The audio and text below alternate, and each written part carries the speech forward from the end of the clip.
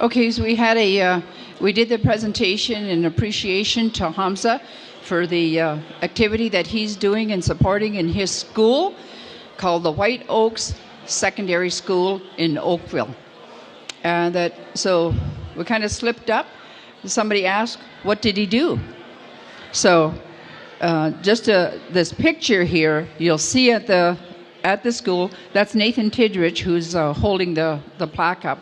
When we did the dedication back in the spring at his school, and that Hamza, like say, fundraised for his own, raised the money to get that plaque. And when I talk about what the moccasin identifier can be, this is an example of what schools, communities could do.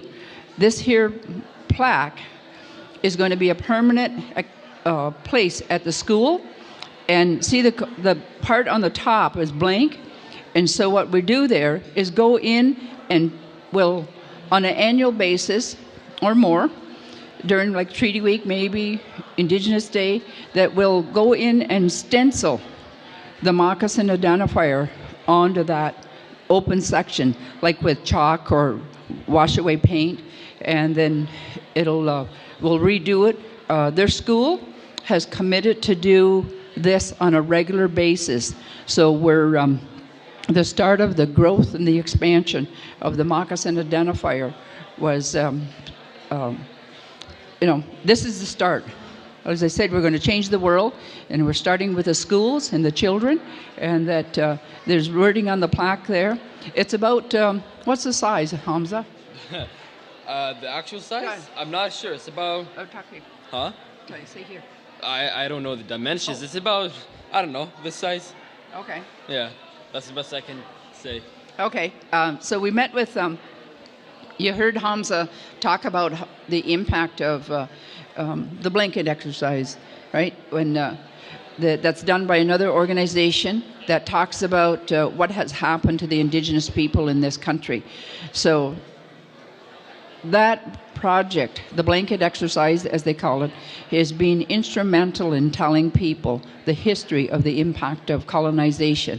So coming out with an idea to take it a step further, this is the result. And that having to work with the different school boards, and I think Nathan, this is Nathan Tidrich here. Is there another school they're going to expand? The Viola Desmond. Yeah. And so that was the announcement afterwards, where Viola Desmond Public School, and the students, I think, are still here in the back, that they're going to be doing the same thing, and then hopefully all through Halton, and then maybe Hamilton as well. So just the First Nation has been doing the duty to consult and accommodate since the 90s. Margaret and I have been on the front line and going to meetings with the municipalities. And in 2015, we started a whole new department called the Duty to Consult and Accommodate.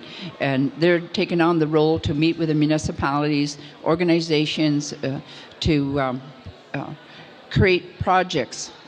Not say like, don't have to be like this, but different agreements where they accommodate the First Nation, whether it's with money or project work, that type of thing. So this here is like from the municipality where they would, Halton, that they would take up the cause to recognize the First Nations people and whose land they're on.